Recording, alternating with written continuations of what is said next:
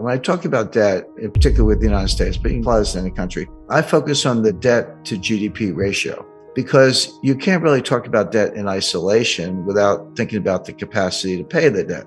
And a simple example, if you have a $50,000 balance on your credit card and you're making $30,000 a year and trying to pay rent in New York, et cetera, good luck. You're probably going to go bankrupt or at least default on that card.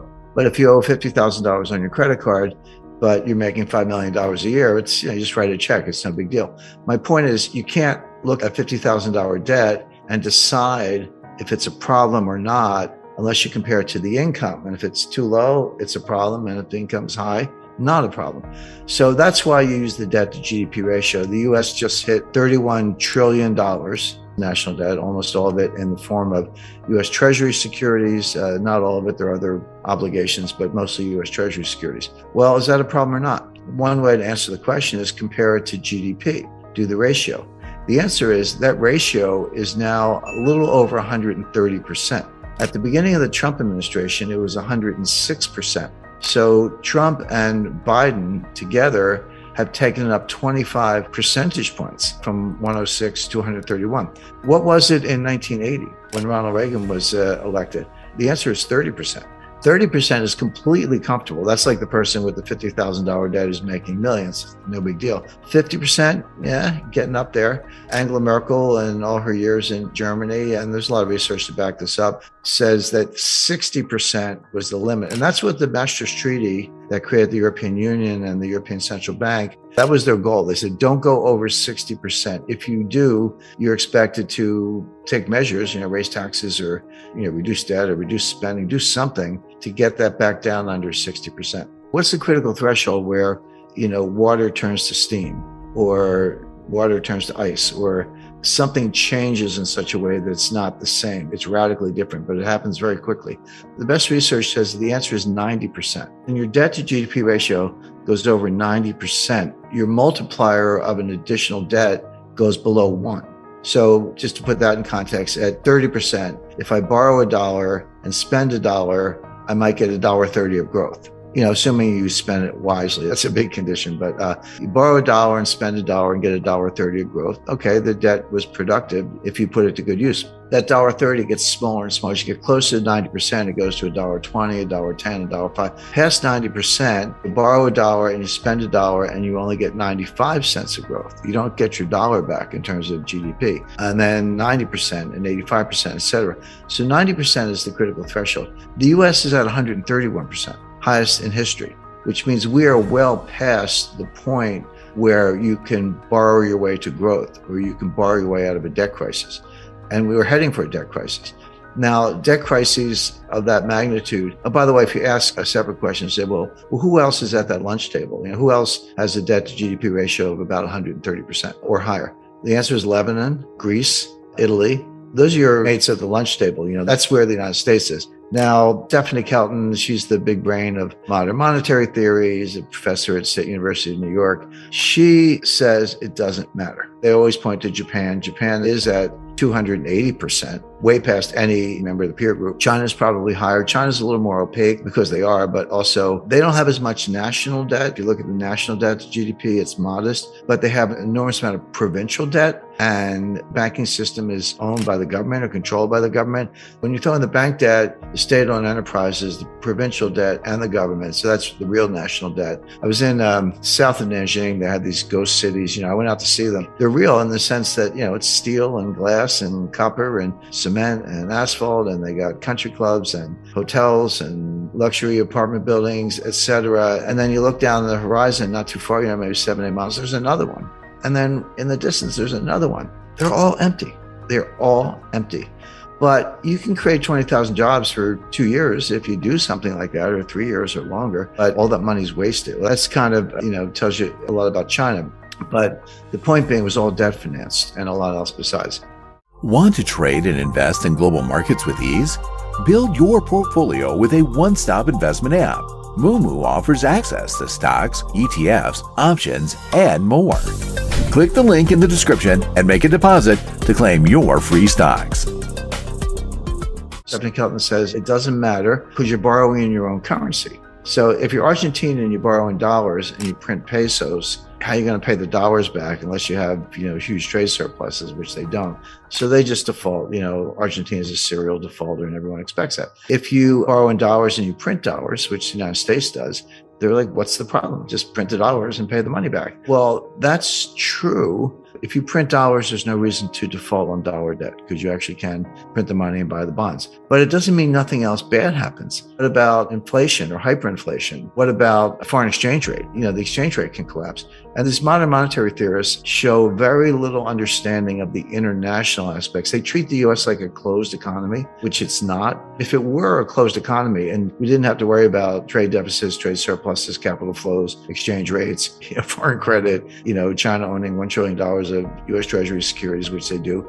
If you didn't have to worry about any of that, I think they'd probably still be wrong, but they'd have a better case. But you do. She says, well, we don't really need a bond market, US bond market. We only have a bond market as a favor to investors because it gives them a place to put their money. They say when inflation happens, raise taxes. By the way, they also say you don't need a tax system because if you can just print the money, why do you have to collect taxes? And their answer is, we collect taxes to redistribute income. Okay, well, at least they're honest. I mean, that's kind of a socialist model, but they're honest about it. If you ask the typical member of Congress to define modern monetary theory, they'll look at you funny. They've either never heard of it or they certainly don't know what it means, MMT, Acting in accordance with modern monetary theory. Whether they know it or not doesn't matter. The actual behavior, let's go back to COVID, because we talked about the debt to GDP ratio. So Trump put through a $2 trillion COVID relief package. And that was when, the Paycheck Protection Plan, that was $800 billion, and everyone got the $1,200 check. And then at the end of December, at the very end of the Trump administration, they did another $1 trillion almost. And that's when everyone got the $600 checks. And now you're up to $1,800. By the way, those checks, that is helicopter money. What the Fed does is nonsense. But when it's fiscal policy, not monetary policy, and you're handing out checks, that is helicopter money. And credit to Larry Summers for saying, you're going to get inflation out of this. Well, Biden comes into office in January 2021, and he's like, not to be outdone. He did his own COVID relief package. That was another $2 trillion. And that's when we all got the $1,400 checks. They handed them out. And then later that year, they did the $1 trillion infrastructure package. And then, just to top it off, what we get recently was the just under $1 trillion Green New Deal, I call it the Green New Scam. And the baseline budget deficit, before everything I just described, the baseline budget deficit was about $1 trillion a year. So take $1 trillion for 2020, 2021, add on, $2 trillion for Trump's first package, $1 trillion for his second one, $2 trillion for Biden's first package, $1 trillion for the Green New Scam, and I think $1 trillion for infrastructure. That's $7 trillion on top of the $2 trillion baseline budget deficit. So that's $9 trillion piled on top of what was at the time about a $21 trillion national debt. So that's how we got to 30 trillion. That's how the ratio went from 106 to 131. These numbers are mind-boggling, and MMT says doesn't matter. But it does matter, and it shows up the way I described earlier, which is it slows growth. You don't get growth. So best case for the U.S. is very slow, weak growth, which we saw from 2009 to 2019.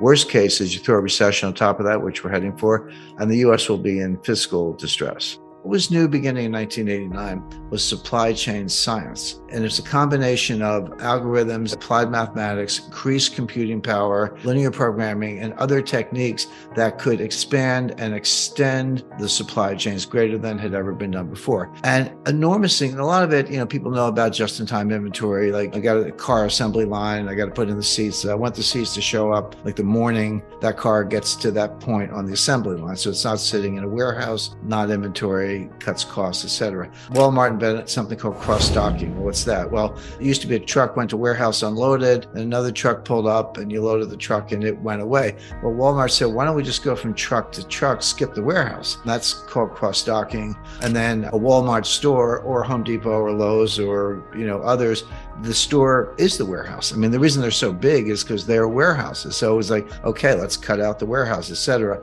Let's go to China for cheaper labor. Let's consolidate our number of shipping lanes. Well, all that was done and a lot more for one reason, which was to cut costs, transportation costs, labor costs, energy costs, inventory costs, financing costs, etc. The problem was there was a hidden cost. While they were cutting all these visible costs and reducing the cost to the end consumer, there was a hidden cost, which was they were making the thing more and more frail, less resilient, less robust, etc., to the point where if one section broke down, the whole thing collapsed. I give an example like a loaf of bread. It's like, hey, I got a loaf of bread in the store. Maybe you don't now because of what's going on. Well, okay, but a loaf of bread comes from a baker. It needs a wrapper. They're going to be plastic or paper. It had to get there by a truck. Trucker had to take the bread from the baker to the distribution center or the store. The truck needs diesel. You need a truck driver. Someone's got to make the truck. Let's go over to the baker. Baked it in an oven. Where'd the oven come from? Where did the manufacturer get the tempered glass and steel to build the oven? And you need energy to run the oven. And by the way, where did the baker get the flour? Got it from the mill. Where did the mill get it? They got it from a farmer who grew the wheat. It also had to be transported by train or truck from the farm to the mill. And then the farmer needs a tractor and diesel and harvesters and by the way, nitrogen fertilizer, which comes from Russia, et cetera. So the point being, there's an immense supply chain in a loaf of bread. When you go through, wrapper, baker, ingredients, wheat, farmer, transportation, et cetera, and every link in that supply chain has its own supply chains of, where trucking firms get the truck drivers, et cetera. And I came to the conclusion that the supply chain is not part of the economy. The supply chain is the economy. There's nothing you can think of that doesn't have a supply chain behind it. Now, that's true. And then you stretch these things immensely to cut costs. You've created enormous fragility. And give you a real concrete example. Germany's a major car manufacturer. You got Volkswagen, Audi, Porsche, and BMW, and others. There's several hundred miles of wire in a car, with all the controls and hydraulics, electronics, et cetera. You can't just throw the wires all over the car. There are conduits. There are plastic conduits that they install, and then they run the wires through it to wherever they need to go. Those conduits are made by a firm in Ukraine. Well, Ukraine's got a few problems right now, including war, and they can't get them. So BMW and Volkswagen had to shut down assembly lines for sophisticated automobiles, not because they couldn't get chassis or leather seats, because they couldn't get this plastic part, because you got to put that on first, so you run all the wires through it. Okay, so war in Ukraine is a big subject in and of itself, but for the lack of a plastic part, a conduit, you had to shut down major automobile assembly lines in Germany. I could give 100 examples, but the point is, in the name of efficiency and lowering costs, we've created enormous fragility, and now it's all breaking down, and it's going to be a big job, 5 to 10 year job to put it back together. And then it kind of feeds on itself. It's what happens when systems like this broke down. So, for example, I like a particular brand of salsa. I like hot sauce. This is a real story. This happened. I go to the supermarket and there's none on the shelf. They don't have it. I go back the second time. They don't have it. I go back the third time. They got it in a case. There's a whole case.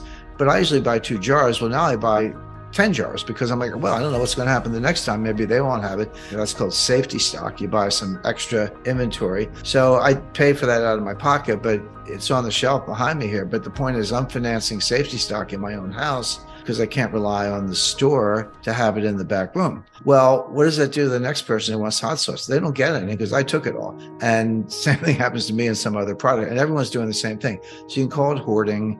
You can criticize it. It is inefficient and it costs money, but that's how people react to real supply chain shortages, which of course only makes it worse because now, who knows when the next shipment of hot sauce is coming in. I talked to the guy who probably the single most responsible individual for the creation of the modern supply chain. He said, Jim, you have to understand, it took us 30 years to build this. It took 3 years to blow it up. It's not coming back overnight. It's going to take 5 or 10 years or longer to create the new supply chain. So what I described is what I call a college of nations. We're still going to have a supply chain. We always will, but it'll be like a club. And to get in this club, you're going to have to be a democratic, liberal society. I don't mean into politics. I just mean those in the political science sense or the political philosophy sense.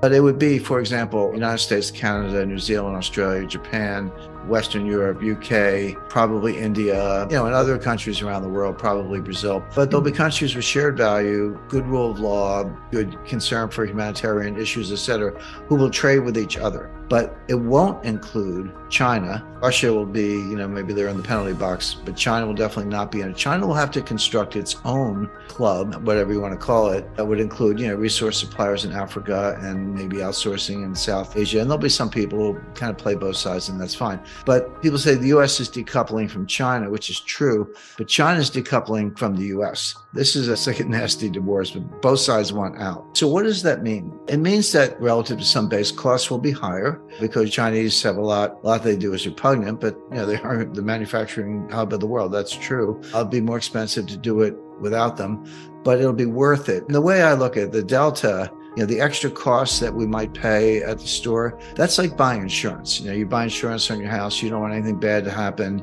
But when you write the check to the insurance company, you don't think you're wasting your money. You think that's money well spent, and heaven forbid if something does happen, you're covered. Well, it'll be the same thing in supply chain 2.0. Things might be a little more expensive, but will be much more resilient, much more robust. I can give you concrete examples because I can tell you the theory all day long, but I think the examples are much more meaningful. So Taiwan Semiconductor Manufacturing Corporation, biggest and most sophisticated semiconductor manufacturer in the world, based in Taiwan, obviously, just announced two $10 billion plus fabrication plants that they're building in Arizona.